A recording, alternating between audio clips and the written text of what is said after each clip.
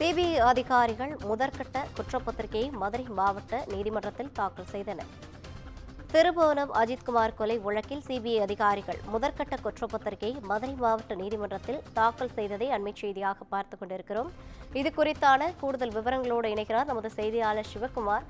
வணக்கம் சிவகுமார். அஜித் கொலை வழக்கில் இப்போ தற்போது குற்றப்பத்திரிகையானது தாக்கல் செய்யப்பட்டிருக்கிறது. இது குறித்தான கூடுதல் விவரங்களை பதிவு செய்யலாம். மடப்புரம் கோவில் காவலாளி அஜித்குமார் கொலை வழக்கில் சிபிஐ விசாரணையானது முதல் கட்ட விசாரணை முடிக்கப்பட்டு குற்றப்பத்திரிகையானது மதுரை மாவட்ட நீதிமன்றத்தில் தாக்கல் செய்யப்பட்டிருக்கிறது. மதுரை மாவட்ட தலைமை குற்றவியல் நடுவர் நீதிமன்ற நீதிபதி செல்வபாண்டி முன்னிலையில் சிபிஐ அதிகாரிகள் முதற்கட்ட குற்றப்பத்திரிகையை தாக்கல் செஞ்சிருக்கிறாங்க. கடந்த சில தினங்களுக்கு முன்பு காவல்துறை போலீஸ் லாக்அப்ல கொலை செய்யப்பட்ட மடப்புரம் அஜித்குமாரோட கொலை வழக்கை சிபிஐ கடந்த சில தினங்களாக விசாரிச்சுட்டு வந்தது.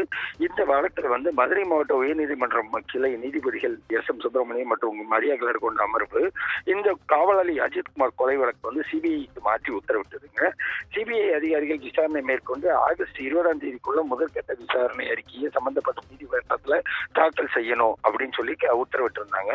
இந்த நிலையில சிபிஐ அதிகாரிகள் அந்த அஜித்குமார் கொலை வழக்குல சாட்சிகள் மற்றும் குற்றஞ்சாட்டப்பட்ட தனிப்படை காவலர்கள் பல்வேறு நபர்கள்ட்ட ஏற்கனவே விசாரணை மேற்கொண்டிருந்தனர்.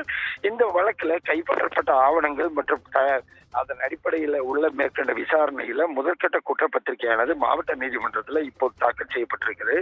இந்த நிலையில இந்த வழக்கு மீதான விசாரணை உயர்நீதிமன்ற மதுரை கிளையில வழக்கு விசாரணைக்காக தற்போது பட்டியலிடப்பட்டுள்ளது குறிப்பிடத்தக்கது. ரவீனா, கூடுதல் விவரங்களை வழங்கியமைக்காக நன்றி சிவகுமார்.